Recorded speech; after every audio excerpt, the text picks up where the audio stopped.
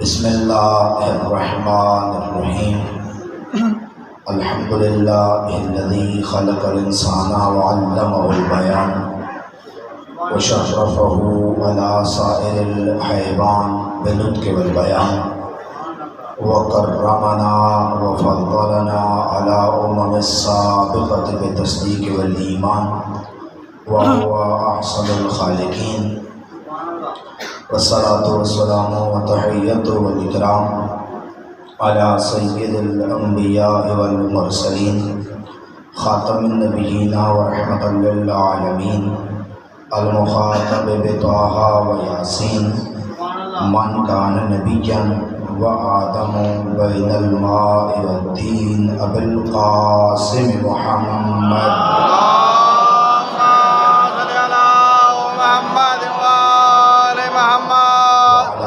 الأطيبين الأطهرين المعصومين المظلومين المنتجبين المخدومين ولعنة الله على أعدائهم أجمعين من يوم عداوتهم إلى يوم الدين وبعد يوم الدين رب اشرح لي صدري ويسر لي أمري واحلل عقدة من لساني يفقهوا قولي أما بعد فقد قال الحكيم في كتابه الكريم بسم الله الرحمن الرحيم انما یرید اللہ لیذہب عنکم الرجس اہل البیت ویطہرکم تطہیرا۔ صلی علی محمد وآل محمد۔ دعا ہے خداوند منان قدوس آپ تمام کا اس بارگاہ میں آنا قبول فرمائے۔ پروردگار یہ مجلس جس بزرگوار کے رسالے ثواب کے لیے منعقد کی گئی ہے، پروردگار ان کے درجات بلند فرمائے۔ ان مجالس و محافل سے ہمیں رزق علم و رزق معرفت نصیب فرمائے۔ حاضرین کی تمام نیک شرعی دلی حاجات پوری فرمائے۔ پروردگار آپ تمام مومنین کی خود محافظت فرمائے۔ اپنی اور ہماری دعاؤں کی قبولیت کے لیے بلند صلوات۔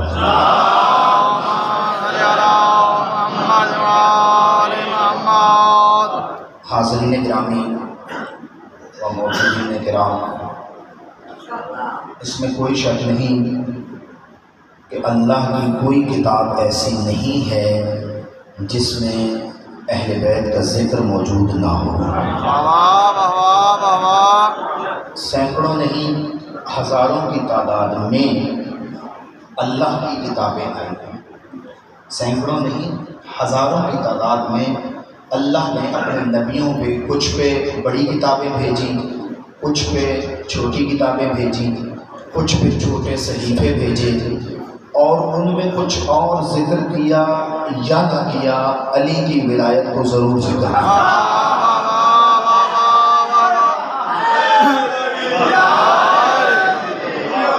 آج جہاں تک بندہ ناچیز کا مطالعہ ہے، جہاں تک میری اوقات ہے، اور زیادہ نہیں تو 400 کے قریب کتابیں آج بھی دستیاب ہیں، اور ان کو آپ پڑھ لیں، اس میں ذکر اہل بیت ضرور ہے۔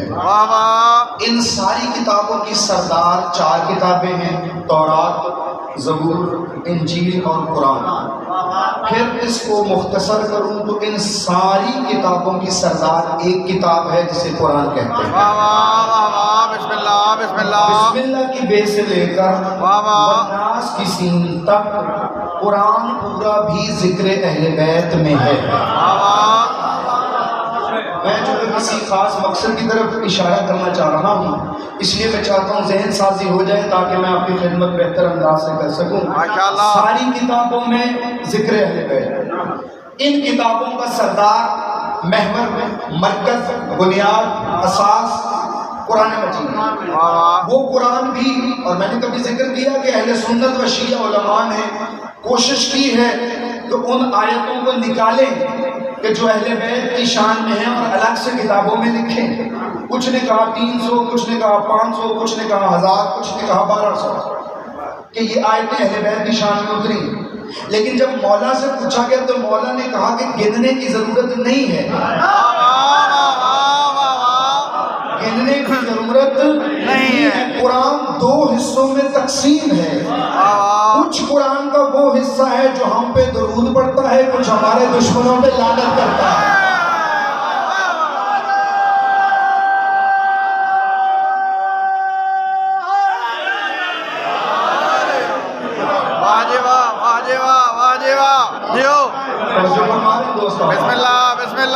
انشاءاللہ گفتگو واضح ہوتی آئے گی. تو بسم اللہ کی بے سے والناس کی سین تک قرآن شان ہے اہل بیت کی.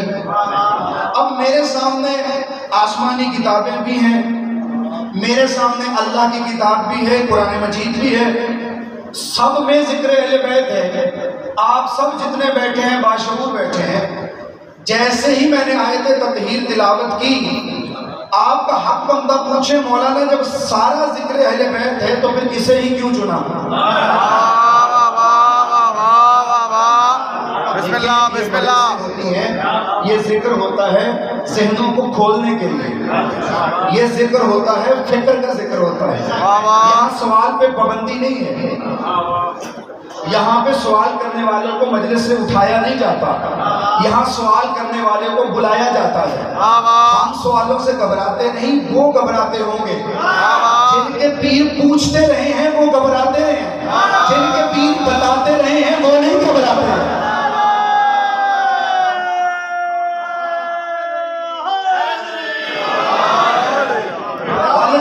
جب یہ فکر کی مجلس ہے، یہ سوچ کی مجلس ہے، یہ فہم کی مجلس ہے، یہ تدبر و تعقل کی مجلس ہے، یہاں پہ بیٹھ کے سوچنا ہے. اور میں نے تو کبھی یہ بھی نہیں کہا کہ اہل بیت کے متعلق سوچو نہیں، میں نے نہیں کبھی کہا کہ مت سوچو. میں کہتا ہوں جیسے قرآن کو سوچتے ہو اور پھر مانتے ہو اہل بیت کو سوچو. چیلنج میرا ایک ہے، دنیا پوری مل کے اہل بیت کو سوچو، تمہیں اہل بیت میں صرف عصمت نظر آئے گی، عیب نظر نہیں آئے گا.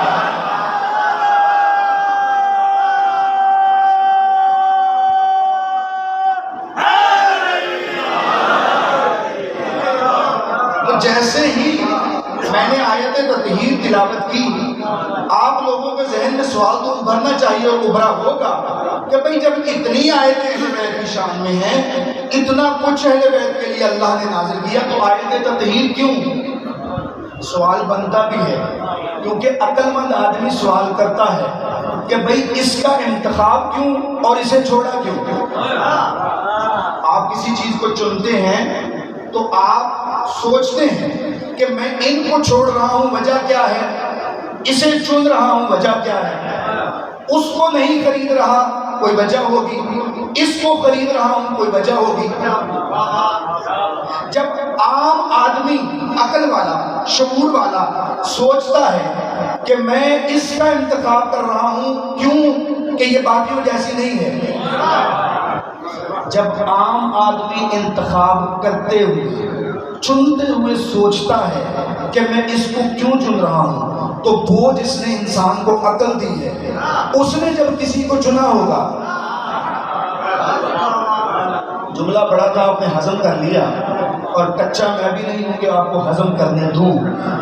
بھائی جب آپ لوگ سوچتے ہیں کہ میں نے اس کو کیوں انتخاب کیا، باقیوں کو چھوڑا کیوں، تو وہ جس نے عقل دی ہے وہ جب کسی کو چنے گا تو ایرے میرے کو نہیں چنے گا، اس کو چنے گا جو باقیوں جیسا نہ ہو، اس کو چنے گا جو سب سے مختلف ہو، جو سب سے منفرد ہو، جو سب سے علیحدہ ہو، جو سب سے باکمال ہو، جو سب سے باجلال ہو، وہ اس کو چنے گا. میرے ایک بہت قریبی دوست ہیں اور وہ شیعہ نہیں ہے، وہ سفر پہ جا رہے تھے تو باتیں ہوتی آئیں اور خلافت پہ بات ہو گئی. ضروری نہیں کہ آپ اپنے بھائی کو جھگڑ کے بات سمجھائیں، پیار سے بھی اختلاف ہو سکتا ہے. تو ان بھائیوں سے بات ہوئی، بات ہوتے ہوتے خلافت پہ ہو گئی. میں نے کہا دیکھیں ہم بے احترامی کسی کی نہیں کرتے، نہ جائز ہے نہ ہم درست سمجھتے ہیں، ہم بے احترامی نہیں کرتے. سوال میرا ایک ہے، جواب آپ نے سوچ کے دینا ہے.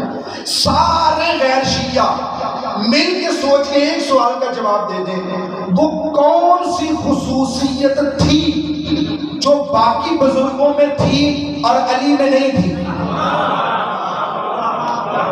کوئی ایک خصوصیت لے آئے جو ان بزرگوں میں تھی اور علی میں نہیں تھی تو ان کو چنا گیا. اور اگر ہم سے پوچھتے ہو تو ہم ہزاروں نہیں لاکھوں خصوصیات بتاتے ہیں جو صرف علی میں تھی، باقیوں میں نہیں تھی.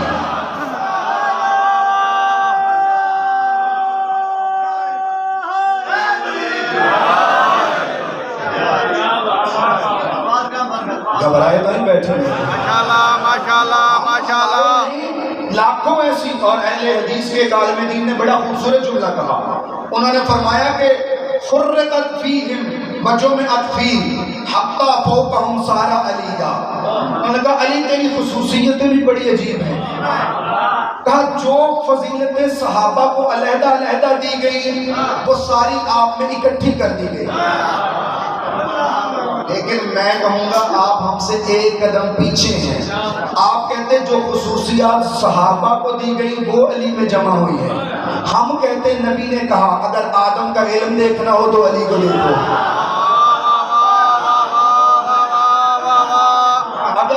اگر نوح کا علم دیکھنا ہو تو علی میں دیکھو. عیسیٰ کا ظہور دیکھنا ہو تو علی کو دیکھو. موسیٰ کی ہیبت دیکھنی ہو تو علی میں دیکھو. ابراہیم کی خلت دیکھنی ہو تو علی میں دیکھو. دسیوں نہیں بیسیوں نہیں سینکڑوں دفعہ میں نے اس روایت کو پڑھا. یہ دیکھنا ہو علی میں دیکھو. اس نبی کی خصوصیت علی میں دیکھو. اس نبی کی خصوصیت علی میں دیکھو. میں نے کئی مرتبہ پڑھا. میں فیصلہ نہیں کر پایا کہ اللہ نے نبیوں کی صفات کو علی میں جمع کیا ہے یا علی کی صفات کو نبیوں میں تقسیم کیا ہے.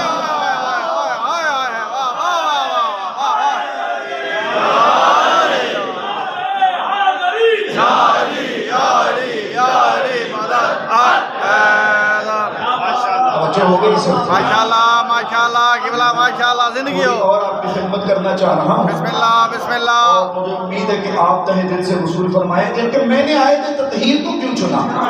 انتخاب کی وجہ یہ ہے کہ جس طرح ساری کتابوں میں مرکز قرآن ہے اسی طرح پورے قرآن میں فضائل اہل بیت کا مرکز آیت تطہیر ہے. بنیاد آیت تطہیر ہے. یہ کئی نشروں کا موضوع ہے لیکن میں آج کی مجلس میں کچھ خصوصی پیغام لے کے بات کو ختم کروں گا کہ بنیاد آیت تطہیر ہے. جتنی بھی کتب اتری ہیں ان کتب میں جو ذکر ہوا ہے اور قرآن میں جتنے فضائل ہیں ان تمام کی بنیاد آیت تطہیر ہے. یعنی اگر اہل بیت کی شان میں کوئی آیت نہ آتی صرف آیت تطہیر آتی تو یہ اکیلی آیت کافی تھی ہر فضیلت ثابت کرنے کے لیے. اب اس آیت کو ذرا غور سے دیکھو اور بات آگے بڑھ جائے کہ انما سے شروع ہوتی ہے. انما یرید اللہ لیذھب عنکم الرجس اہل البیت ویطہرکم تطہیرا. اس کا ہر لفظ ایسا ہے کہ اس پہ رک کے بات کی جائے. ہر لفظ ایسا ہے کہ اس پہ روکا جائے بات کی جائے. اور اس کے ہر لفظ کے نیچے فضائل اہل بیت کا سمندر موجزن ہے. انما پہ رکو تو کئی فضائل. یرید اللہ ارادہ الہی پہ رکو تو کئی فضائل. یذھب عنکم الرجس رجس پہ رکو تو کئی فضائل. یطہرکم تطہیرا پہ رکو تو کئی فضائل. جس طرح پورے قرآن کی جان یہ آیت ہے اسی طرح اس آیت کی جان لفظ اہل بیت ہے.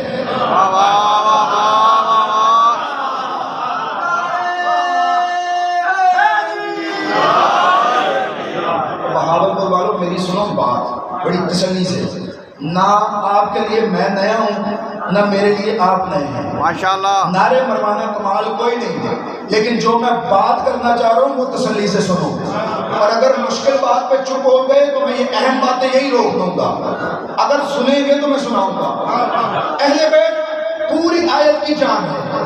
دو لفظوں کا مرکب ہے لفظ اہل بیت. اہل بیت یہ جتنے فضائل ہیں وہ اہل بیت کے متعلق ہیں.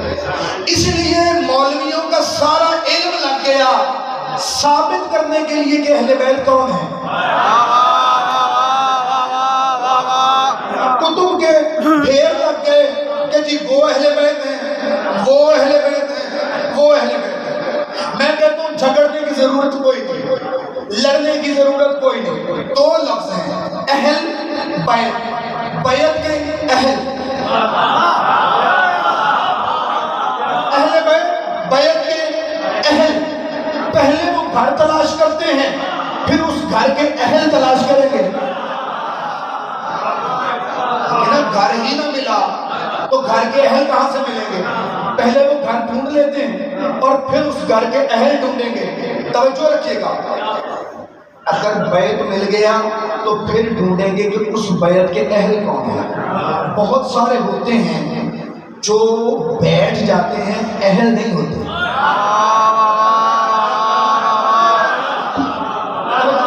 مثال کے طور پہ اس ممبر پہ، یہ ممبر رسول اللہ کے ممبر کی شبیہ ہے، علی کے ممبر کی شبیہ ہے. یہ ممبر، اس ممبر پہ بھی بڑے لوگ آتے ہیں، کچھ اہل ہوتے ہیں کچھ اہل نہیں ہوتے، بیٹھ جاتے ہیں اہل نہیں ہوتے. اب مجھ سے پوچھو حسین کی لڑائی کیا تھی؟ حسین نے کہا نحن اہل بیت النبوہ ومعدن الرسالہ ومختلف الملائکہ یزید الرجل شارب القمر معلن بالفسق. میں اہل بیت میں سے ہوں، میں تطہیر والا ہوں، میرے گھر میں قرآن اترا ہے، میں نبی کا نواسا ہوں. یہ شرابی ہے، بیٹھا ممبر پہ ہے، زانی ہے، بیٹھا ممبر پہ ہے، حرام زدگیاں کرتا ہے، بیٹھا ممبر پہ ہے. یعنی حسین کی لڑائی یہ ہے کہ کوئی نا اہل ممبر پہ نہ بیٹھے. اب پتہ چلا کہ لوگوں کو کربلا سے تکلیف کیا ہے. کربلا پڑھیں گے تو پتہ چلے گا اہل کون تھا، نا اہل.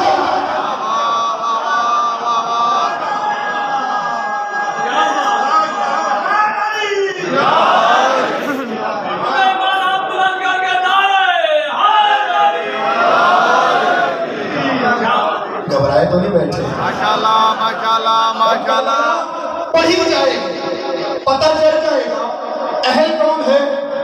کون وہ تھا جو ممبر پہ بیٹھا اور اہل تھا.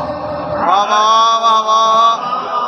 اتنے پر اشوک دور میں بھی کوئی نہ سمجھے کہ اہل کیا ہوتا ہے اور نا اہل کیا ہے، تو پھر اس کو مجلس میں آنا ہی نہیں چاہیے.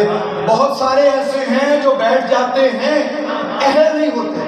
ہم پہلے گھر ڈھونڈتے ہیں اور پھر اس گھر کے اہل ڈھونڈتے ہیں.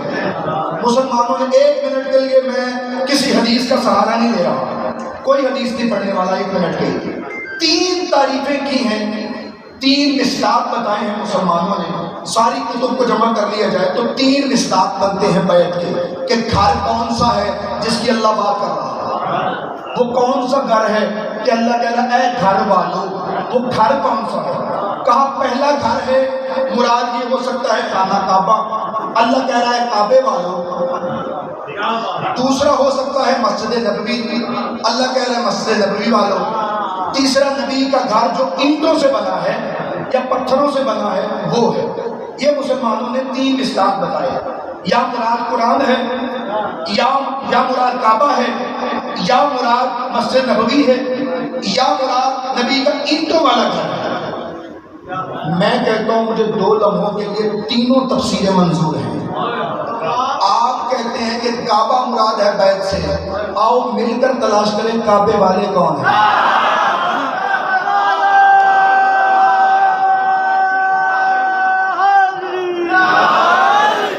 آؤ مل کے تلاش کریں کہ کعبے والے کون ہیں. کیا وہ کعبے والے ہیں کہ جو اسی کعبے کے اندر بتوں کو پوجتے رہے ہیں، یا وہ کعبے والا ہے کہ جس کی ماں 3 دن تک کعبے میں مہمان رہی ہے. حسنین کا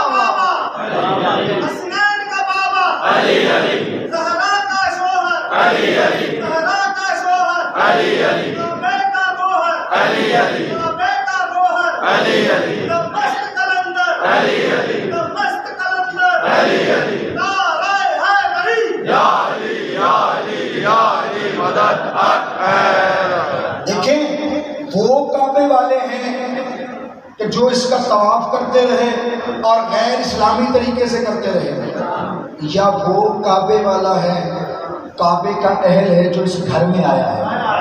جملے کو اور آسان کر دیں، وہ کعبے والے ہیں کہ جو اسی گھر میں بتوں کو پوجتے رہے، یا وہ کعبے والا ہے جو بت شکن بن کے آیا ہے.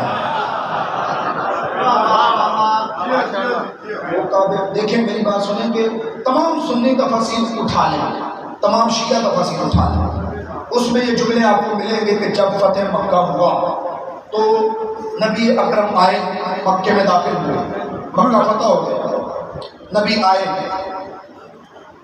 تاریخ لکھتی ہے کہ علی کا قد چھوٹا تھا، یہ ظلم ہے تاریخ کا۔ ہمارے عالم دین نے کہا تاریخ یہ لکھتی ہے کہ علی کا قد چھوٹا ہے، حقیقت یہ ہے کہ تاریخ لکھنے والوں کا قد چھوٹا ہے۔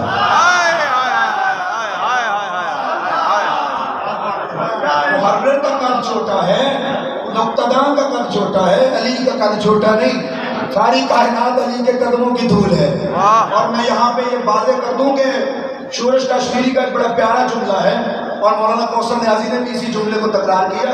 انہوں نے کہا یار عقل کے ہم تو کتابیں پڑھ لیتے ہو، عقل سے نہیں سوچتے۔ سب سے دنیا میں خوبصورت لوگ عرب کے ہیں، عرب میں سب سے خوبصورت قریش ہے، قریش میں بنی ہاشم ہے، بنی ہاشم میں عبد المطلب کے بیٹے ہیں، عبد المطلب کے بیٹوں میں عبداللہ اور ابو طالب ہیں۔ جہاں کائنات کا حسن سمٹ کے آتا ہے تم اسے کہتے ہو کہ اس کا قد چھوٹا تھا۔ اب میں آپ سے عرض کروں کہ چلے تاریخ نے لکھ دیا کہ قد چھوٹا تھا، چھوڑ دیں اس بات کو، بڑے قد والے بھی تو تھے، صحابہ میں جوان لوگ بھی تھے۔ میں توہین کو حرام سمجھتا ہوں، صحابی ہونا بافضیلت ہے، صحابی ہونا شرف ہے، صحابی ہونا کمال ہے، صحابی ہونا عزت ہے، صحابی ہونا کرامت ہے۔ بندے پریشان ہو گئے، سلمان ہونا چھوٹی بات ہے،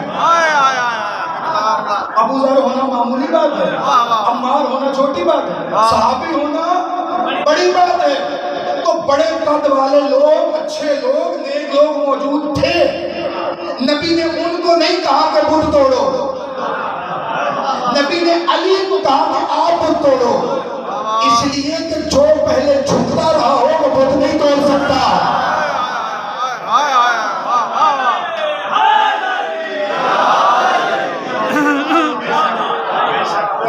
صحابہ اکرام پہلے کسی اور مذہب پہ تھے، پھر اللہ نے انہیں ہدایت دی، ان کا قبول شیخ اسلام ہو گئے، لیکن علی پہلے بھی اسلام پہ تھے۔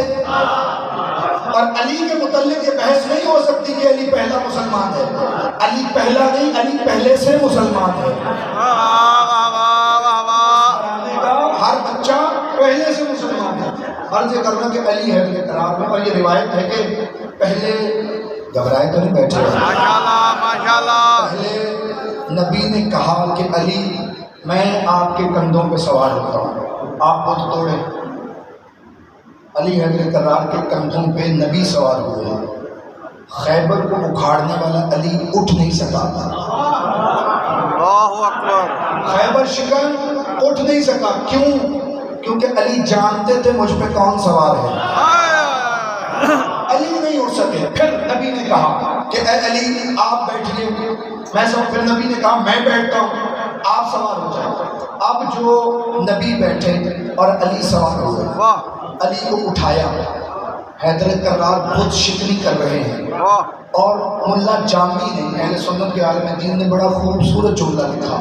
اس نے کہا رسول اللہ گویا کہہ رہے ہیں، شواہد نبوہ میں لکھتے ہیں، گویا کہہ رہے ہیں خوشا وقت تو کار حق می کنی بحبذ حالمان کے بار حق می کشا۔ یا علی تیری کیا بات ہے، تو حق کا کام کر رہا ہے، اور میری کیا بات ہے، میں نے حق کو کندھوں پہ اٹھایا ہوا ہے۔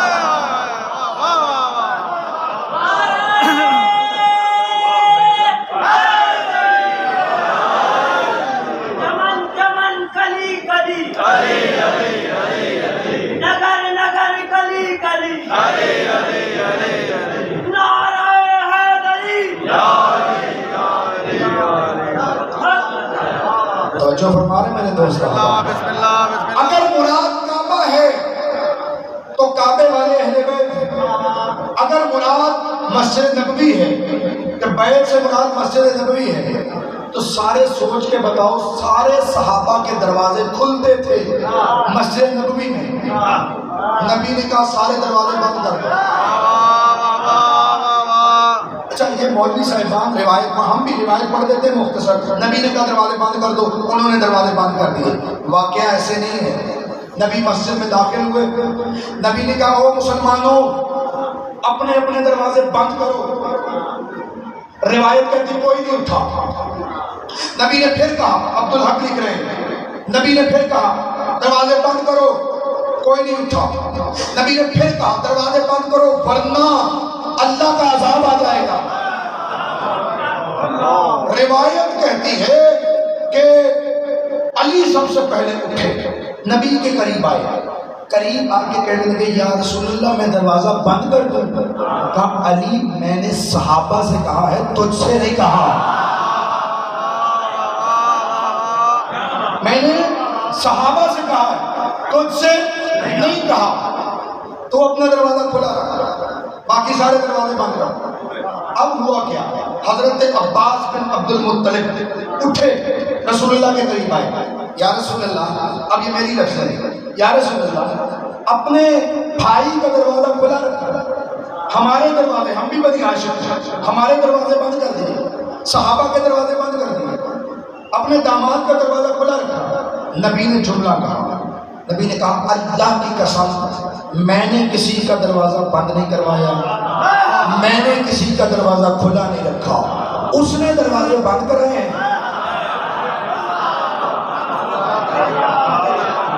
اس نے دروازے کھلے رکھے ہیں، یہ اس کا حکم ہے۔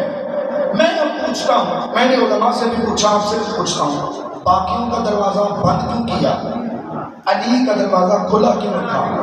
اس لیے کہ باقی گھروں سے نکلتے ہیں، جیسے نکلتے ہیں آ جاتے ہیں، کبھی پاک ہوتے ہیں، کبھی پاک ہوتے ہیں، کبھی پاک نہیں ہوتے۔ اس گھر سے جو نکلتا ہے، جب نکلتا ہے، جس حالت میں نکلتا ہے، پاک نکلتا ہے۔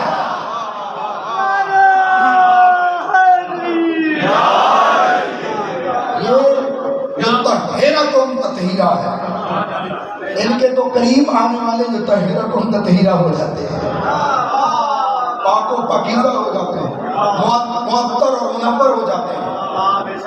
گھبرا گئے ہو تو میں بات کو سمیٹ لیتا ہوں۔ ماشاءاللہ ماشاءاللہ۔ دیکھیں ایک فطرت ہے انسان کی کہ پہلے جمعے کے درمیان آپ نے کھڑے ہونا ہے، پھر عصر پڑھنی ہے، پھر وہ ذاکر صاحب نے پڑھا، پھر حضرت علامہ نے پڑھا، اور اس کے بعد میرے جیسا ناقص الفقید العمل بندہ پڑھے تو فطرت ہے تھک جاتا ہے انسان۔ لیکن میں آپ سے وعدہ کرتا ہوں، میں وعدہ کرتا ہوں آپ سے، آپ مجھے وقت دے رہے ہیں، ٹائم دے رہے ہیں، وقت دے رہے ہیں، میرا وعدہ ہے میں وہ چیز دوں جو وقت سے قیمتی ہو، وہ چیز دوں کہ میرے بعد بھی آپ سوچیں، کتابوں کے انبار لگا کے بھی سوچیں تو میرے لیے دعا کریں، مجھے دعا دیں کہ ہمارے بیٹے نے جو بات کہی ہے پڑھی لکھی گئی ہے، اور ہمارے ممبر پہ ہمیں شرمندہ نہیں کیا، اور شرمندہ کرنے والوں کو ہم مانتے بھی نہیں ہیں۔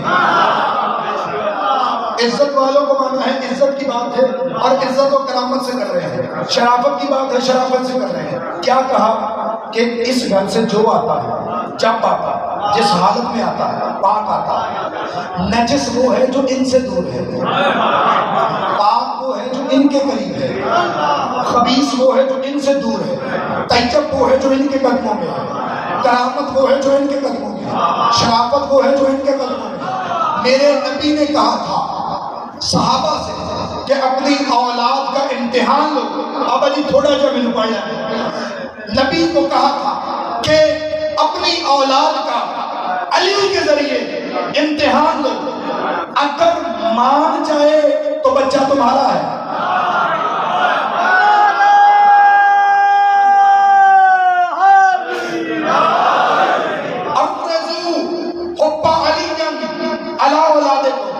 علی کی محبت سے بچے کو آزماؤ، اور ہم جو علی کی محبت سے بچوں کو آزماتے ہیں، یہ طریقہ ہم نے کسی غیرے سے نہیں، نبی کے صحابہ سے سیکھا ہے۔ صحابہ سروں کے تاج ہیں، صحابہ میرے سر کا تاج ہیں، صحابہ ہمارے سر کا تاج ہیں، جو ہمارے سر کا تاج ہیں انہیں صحابی کہتے ہیں، جو ان کے سر کا تاج ہے انہیں اہل بیت کہتے ہیں۔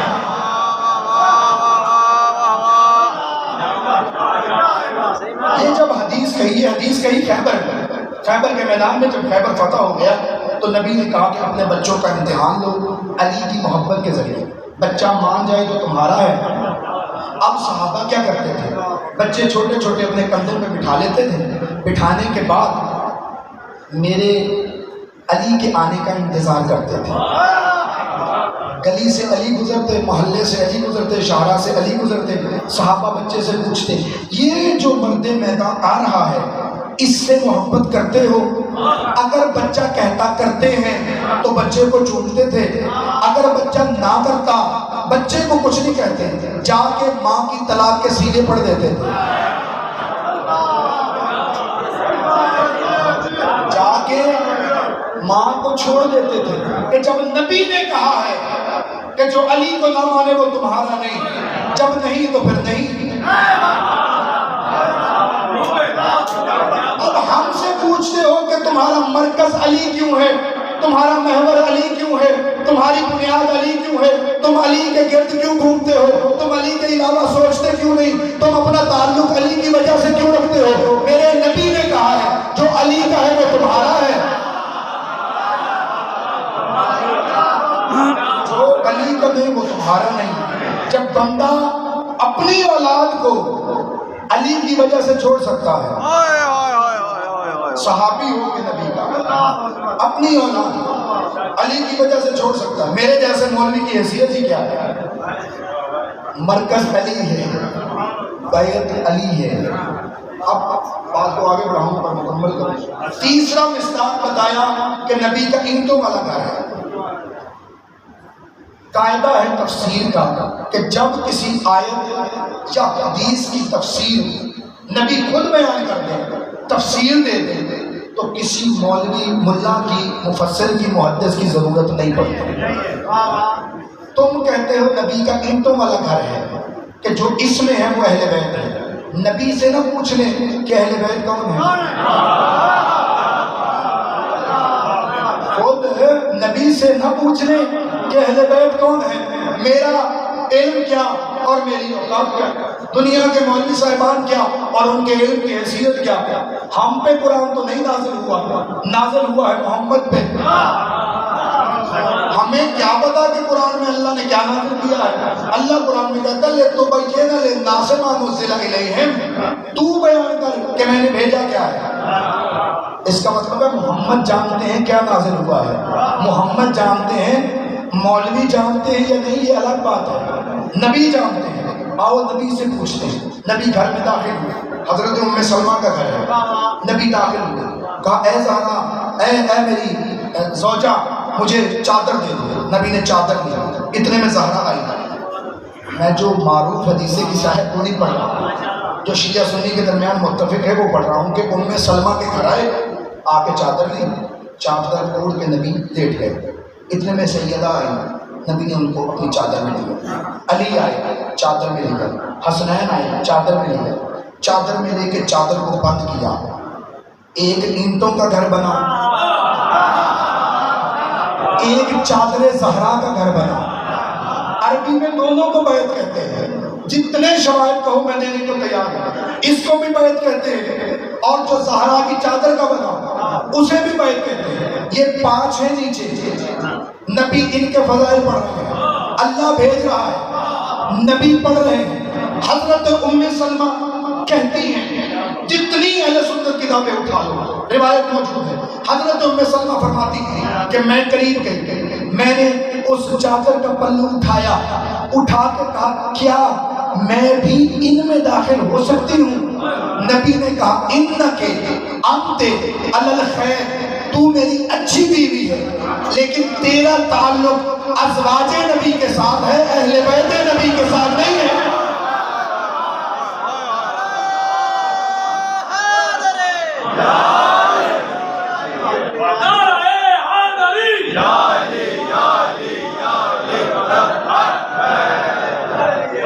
گھبرائے تو نہیں بیٹھے، جتنی روایتیں اٹھا لو، لیکن جس بندے کے بارے میں قرآن کا ایک حرف اترا ہو اسے حق حاصل ہے بتائے کہ میرے بارے میں حرف آیا ہوا، لفظ اترا لفظ بتائے، آیت اتری ہے آیت بتائے۔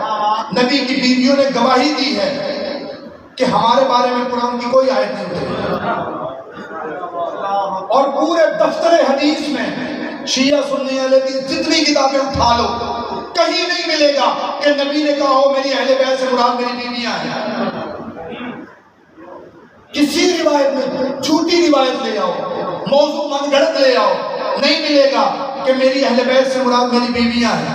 ہر میں یہی ملے گا کہ میری اہل بیت علی ہے، فاطمہ ہے، حسن ہے، حسین ہے، ان کی اولاد ہے۔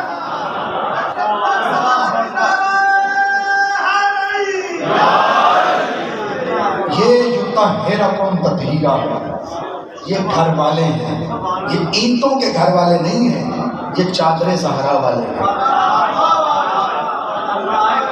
اینٹوں کے گھر میں تو کوئی بھی آ سکتا ہے، لیکن چادر زہرا کے نیچے نبی نے کسی کو داخل نہیں ہونے دیا، صرف وہ آ سکتے ہیں جو اہل ہیں، اور اہل یہ معصوم ہستیاں ہیں جن معصوم ہستیوں کو بڑا رولا رولا کے مارا گیا ہے۔ صدقے صدقے۔ کچھ مصائب وہ ہیں جو مشہور ہیں، پڑھے جاتے ہیں، کچھ مصائب وہ ہیں جو معروف نہیں ہیں، پڑھے نہیں جاتے۔ میں ایک بات صرف آپ سے کہتا ہوں، جو ہم مصائب پڑھتے ہیں وہ 10% بھی نہیں ہیں، 90% وہ مصائب ہیں اگر پڑھ دیے جائیں تو مومنوں کے جگر پھٹ جائیں۔ صدقے صدقے۔ میں نے دسیوں نہیں سینکڑوں مقاتل کا مطالعہ کیا ہے۔ میں آپ سے ایک سوال کروں گا، مجھے جواب دے دینا، میں آپ کی زحمت کو تمام کروں۔ 2 محرم کو پانی بند ہوا، 7 کو نہیں بند ہوا، 2 کو پانی بند ہوا، 7 کو پانی ختم ہوا، 8 محرم گزری، 9 محرم گزری، 10 محرم کو حسین شہید ہو گئے، اکبر شہید ہو گئے، عباس شہید ہو گئے۔ آج تم سے کوئی پوچھے حسین کتنے پیاسے رہے، تم کہو گے 3 دن۔ اکبر کتنے پیاسے رہے، 3 دن۔ عباس کتنے پیاسے رہے، 3 دن۔ مجھے سوچ کے بتاؤ، کوئی بتا سکتا ہے سکینہ کتنی پیاسی رہی؟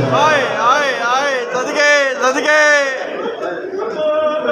چند جملے بڑے مصیبت کے کہنے ہیں اور بڑے ٹھہر ٹھہر کے کہنے ہیں، آپ روتے آئیں کہ عبادت ہوتی رہے گی۔ کچھ مصائب وہ ہیں جو نہیں پڑھے جاتے۔ میں آپ سے پوچھتا ہوں، جب حسین مدینے سے چلے تھے اور کربلا پہنچے تھے، حسین کے قافلے میں 110 بچے تھے۔ جب حسین کی شہادت ہوئی تو 110 بچے موجود تھے خیموں میں، 110 بچے موجود تھے خیموں میں جب حسین نے زین چھوڑی ہے۔ جب شام غریبہ کے بعد زینب نے بچوں کو گنا ہے تو 84 رہ گئے تھے، 84 یتیم رہ گئے تھے۔ مجھ سے پوچھو باقی بچے کہاں گئے؟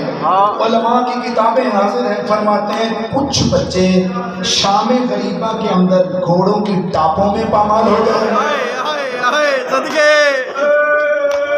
کچھ خیموں میں جل کے مر گئے۔ کیا سمجھتے ہو ظلم ختم ہو گیا؟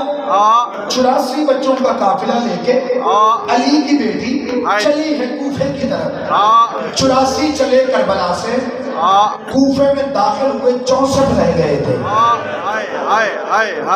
آپ سمجھ رہے ہیں مصائب ختم ہو گیا؟ نہیں، 64 لے کے کوفے سے چلی ہے، جب شام میں پہنچی ہے 11 رہ گئے تھے۔ ختم ہو گیا مصائب، مجھے معاف کرنا۔ علامہ بیٹھے تعریف فرمائیں گے جب علی کی لاڈلی شام میں داخل ہوئی ہے 11 بچے تھے، جب شام سے لوٹی ہے صرف 3 رہ گئے تھے۔ پوچھو مجھ سے پوچھو کہ باقی بچے کہاں گئے؟ ایک روایت سن لو، روایت کہتی ماؤں کے ہاتھ پابند ہوتے تھے، چھوٹے چھوٹے بچے یوں کر کے ماؤں کو تھامے ہوئے ہوتے تھے، کمینے چابک مارتے تھے اونٹ پہ، اونٹ پہ قابو ہوتا تھا، بچے گر جاتے تھے، بچے گرتے اوپر سے اونٹ گھوڑے گزر جاتے، ماں پلٹ کے ایک جملہ کہتی اگر واپس آئی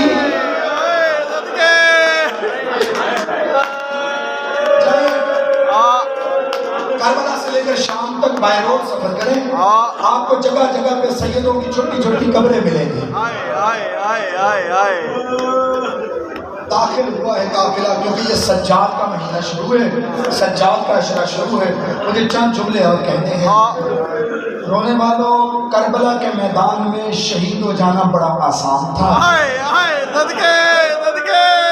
11 मुहर्रम से शुरू हुआ है सज्जाद का मक्तल।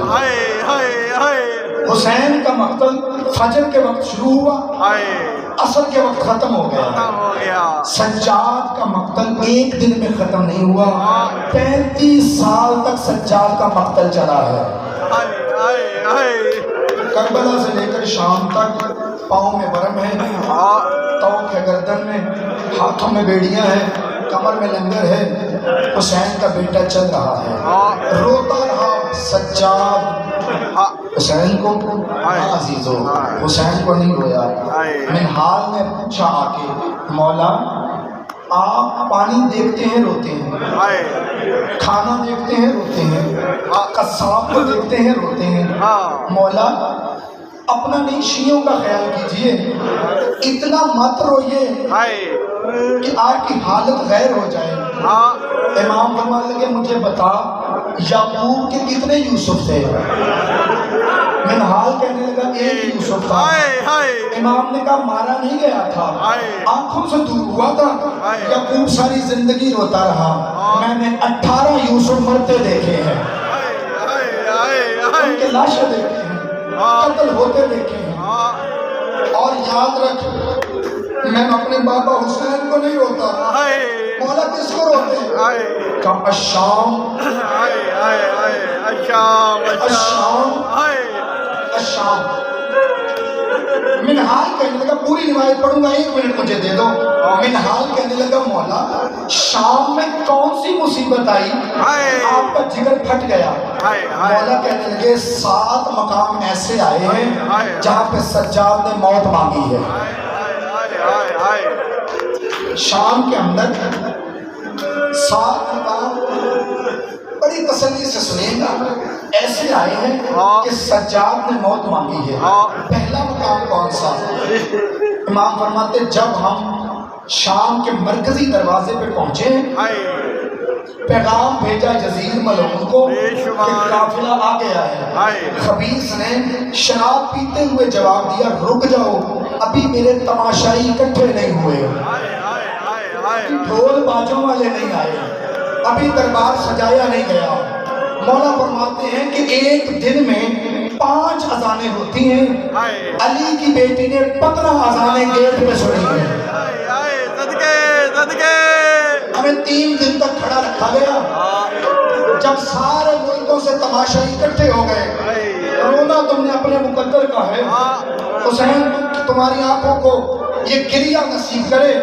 इमाम फरमाते हैं, जब तमाशाई इकट्ठे हो गए, हमें शाम में दाखिल होने की इजाजत हुई।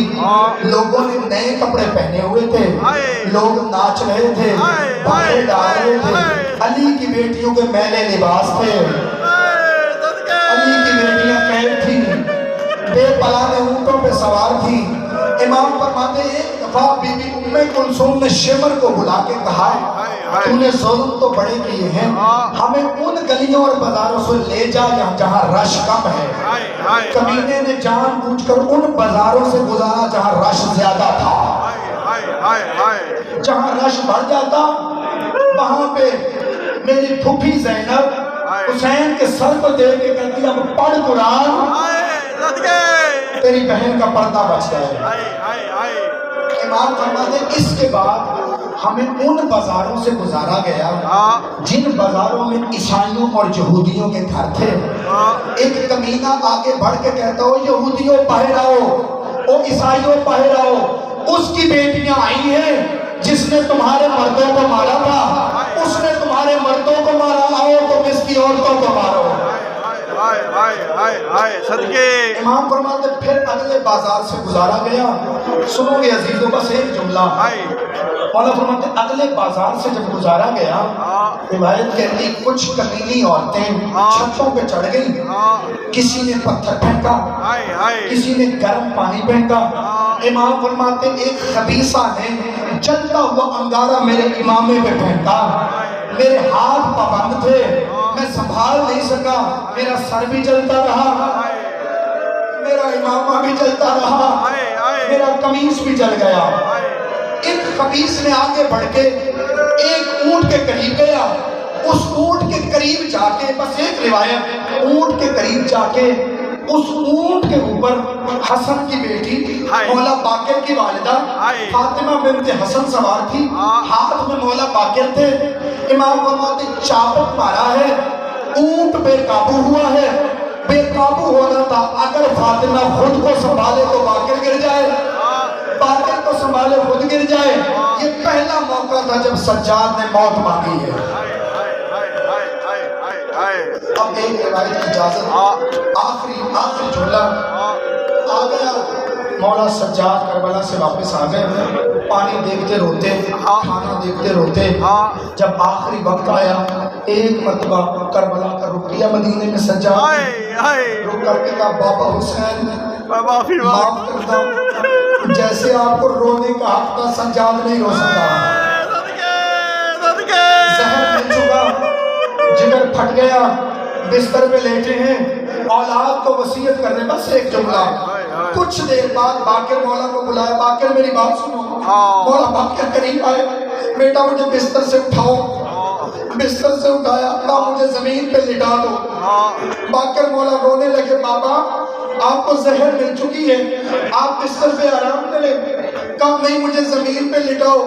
بابا زمین پہ کیوں لیٹنا چاہتے ہیں؟ کہا مجھے پتا ہے جب میرا بابا آخری وقت میں تھا تو وہ بستر پہ نہیں تھا، وہ کربلا کی ریت پہ تھا، میں بابا کے لیے اور تو کچھ نہیں کر سکتا، میں اس کی سنت میں زمین پہ لیٹنا چاہتا ہوں۔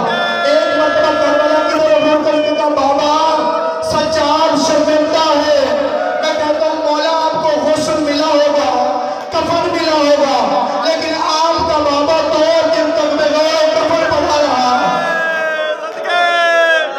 اِنَّا لِلَّهِ وَإِنَّا إِلَيْهِ رَاجِعُونَ وَسَيَعْلَمُ الَّذِينَ ظَلَمُوا أَيَّ مُنقَلِبٍ يَنقَلِبُونَ۔